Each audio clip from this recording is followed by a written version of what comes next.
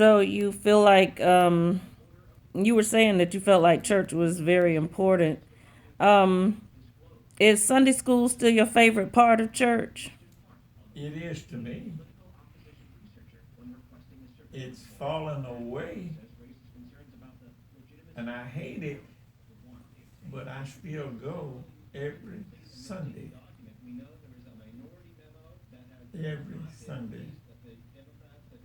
And I just wish more people my age would come. Well, a lot of people your age might be too old to make it. Well, that's true. I live close enough that it's okay. Yeah, you can walk. I can walk. And and whenever I become uh, to the position where I can't pass, uh, take me there. Yeah, I'm sure somebody will get you there because I know how much you like to go. Yeah, please do. I would like to go. Well, I'm sure somebody will make sure that you're there because you served as superintendent for what, 40 years or so? Many years ago. Yeah, and you always made us go. Well, it didn't hurt you. No, it didn't hurt. I still go to Sunday school, by the way. That's great. That's great. Jimmy still goes. Well, that's good. His wife still goes. So they have to take you, so they have no choice but to Well, go. but they have to go on their own too. Well, that's true. They have to come here. Well, I think you must have set a pretty good example then. What do you mean? You set a good example because that's what you did, and so that's what we ended up doing. Well, I'm glad he did. I'm glad he did. And I'm glad he knows how to treat people. That's very important.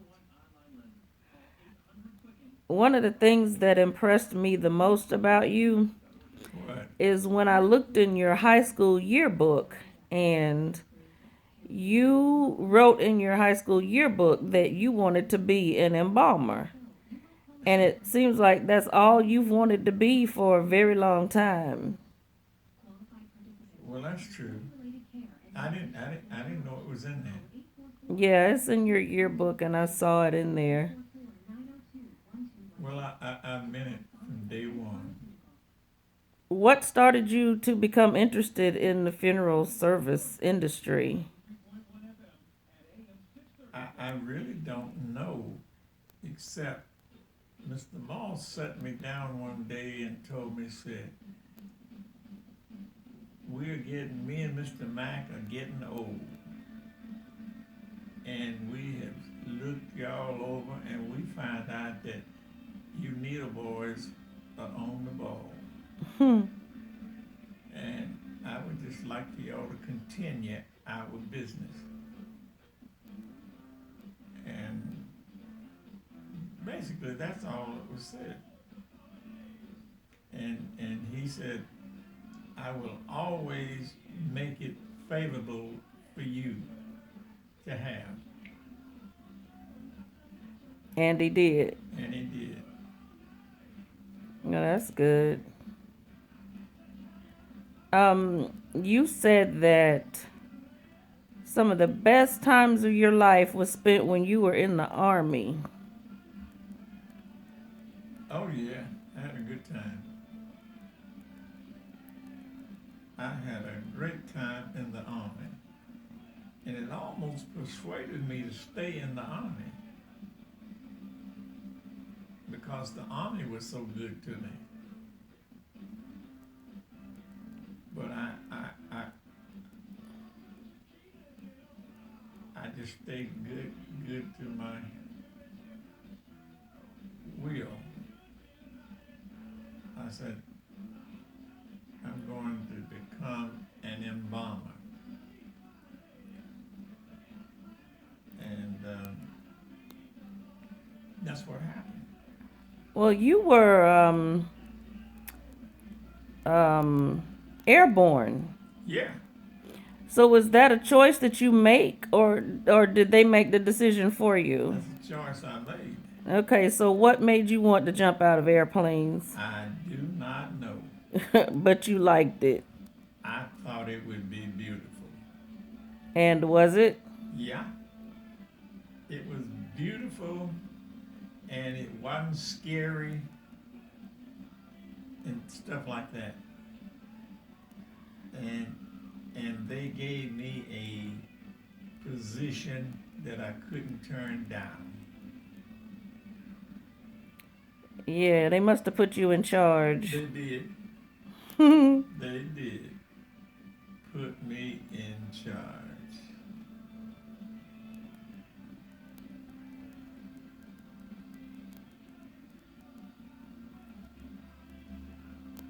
I love that.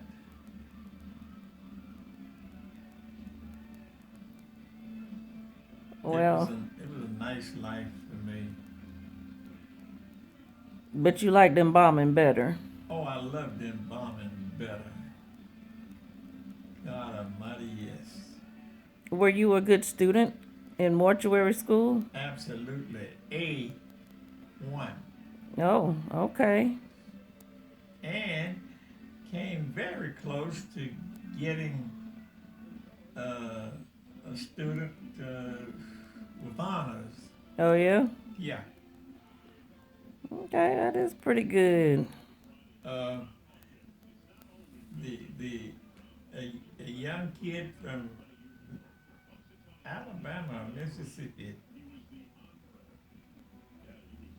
beat me to it. Oh, really? Yeah. He was first and I was second. Wow. But I wanted it. Yeah. You embalmed for a whole lot of funeral homes, didn't you? Yes, Lord. I loved it. I couldn't say no. And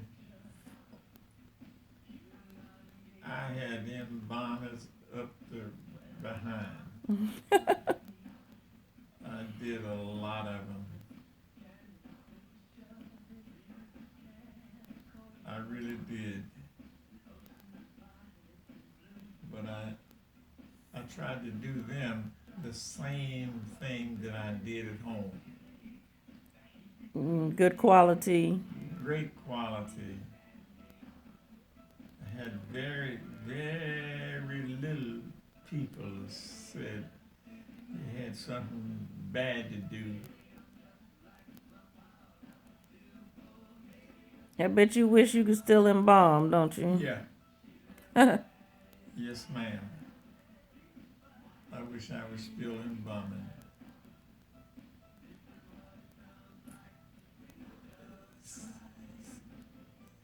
See, they know I can embalm. Yeah. They won't let you. They don't want me to. Oh. Well, it's their turn now, though. And I approve it. And I was so happy when my boys became embalmers. Yeah.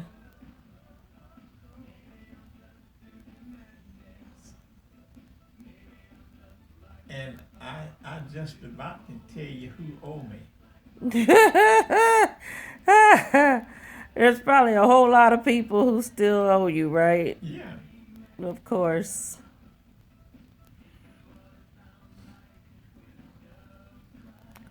But at the same time, when you're performing a service like that, sometimes you end up having to take a loss in order to help the people. Oh yeah, God. Yes, we did. Yes, we did. Well, I am always impressed by the numbers of people who still come by to see you and they look forward to seeing you sitting in that chair, even though you're not doing a whole lot of work anymore. Master O'Neill. Wrong number.